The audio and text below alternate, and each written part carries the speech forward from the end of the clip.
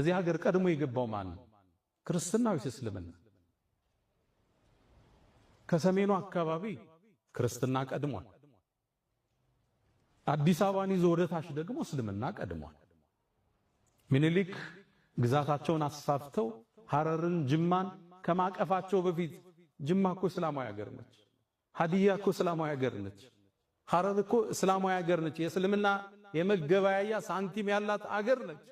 የራሷ ጦር ያላት ክፍለ ጦር ያላት ሀገር እኮ ነች። እሷን ስታቅፋት እስልምና ቀድሞ ነበር እዛ ውስጥ። ስለዚህ አዲሷ ኢትዮጵያ ውስጥ የሆነ ቦታ ላይ ቀድሞ ይገባል፣ የሆነ ቦታ ደግሞ ቀድሞ ሌላ ሃይማኖት ገብቷል። የሁለቱ ውህደት ነች። የሚያዋጣን አንድ ነገር ብቻ ነው፣ መደመር፣ መሰላሰል፣ መሰባጠር፣ አብሮ መጓዝ፣ መጣመር ብቻ ነው።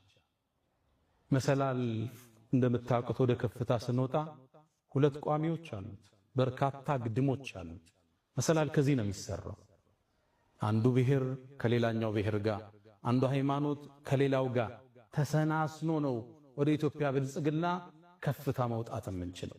አንዱን ጥለህ አንዱን አንጠልጥለህ የኢትዮጵያን ህዳሴ ማረጋገጥ አንችልም። ሁሌም መጠላለፍ